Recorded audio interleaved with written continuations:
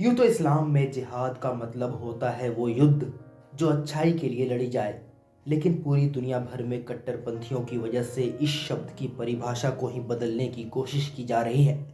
बात करें भारत की तो यहाँ पर जिहाद के आगे अंग्रेजी का एक ऐसा शब्द जोड़ दिया गया है जिसे समझना देश के कानून के लिए भी असंभव है। ये शब्द का मतलब बस वो ही बयां कर सकते हैं जो इनकी वकालत करते आए हैं। जो लोग लव जिहाद को लेकर गंभीर हैं, उनका मानना है कि देश में मुस्लिम समुदाय के लड़के दूसरे धर्मों, खासकर हिंदू धर्म की लड़कियों को प्रेम जाल में फंसाकर जबरन इस्लाम धर्म में परिवर्तित करने की कोशिश करते आए हैं। दरअसल साल 2009 में पहली बार लव जिहाद का नाम देश भर में सुर्खियां बनी, जब केरल के कैथोलिक बिशप काउंसिल और कर्नाटक के हिंदू जन जागृति समिति ने द्वारा लड़कियों के धर्म परिवर्तन करने के आरोप लगाए गए। साल 2009 से लेकर 2020 तक बार बार देश के अलग अलग कोनों में लव जिहाद के कई किस्से सुनने को मिल चुके हैं। इस मामले पर एक और जहां बीजेपी की स्टैंड बिल्कुल क्लियर कट है कि लव जिहाद हमारे समाज की एक कड़वी सच्चाई है, वहीं दूसरी ओर कांग्रेस के नेता देर से ही लेकिन अब जाकर ये बात कह रहे हैं कि लव जिहाद और कुछ नहीं बल्कि भारतीय जनता पार्टी द्वारा रची गई समाज को बांटने की एक षड्यंत्र है। अशोक गहलोत ने ट्वीट कर ये बात साफ तौर पर कही कि शादी तो लोगों का निजी फैसला है और इस पर किसी तीसरे की आपत्ति असंवैधानिक है। आखिर अशोक गहलोत को ये बात अब जाकर इसलिए कहना पड़ रहा है क्योंकि शिवराज सिंह चौहान की सरकार मध्य प्रदेश विधानसभा में बहुत ही जल्द लव जिहाद बिल लेकर सामने आने वाली है।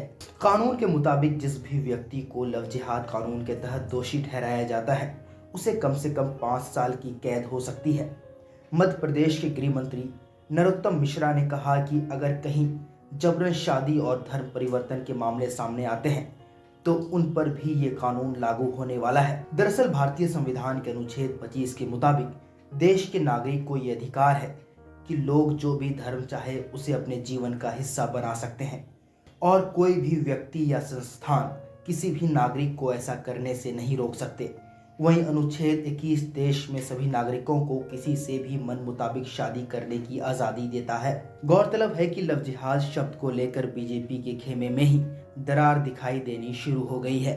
उत्तर प्रदेश सरकार ने तय किया है कि आगामी विधानसभा सत्र में जबरन शादी और धोखेधड़ी की रोकथाम के लिए जो बिल सामने रखी जाएगी उसका नाम लव जिहाद से जुड़ा नहीं बल्कि उसे prohibition of unlawful conversion bill का नाम दिया जाएगा। लव जिहाद जैसे मामलों पर समाज भी बटा हुआ दिखाई दे रहा है।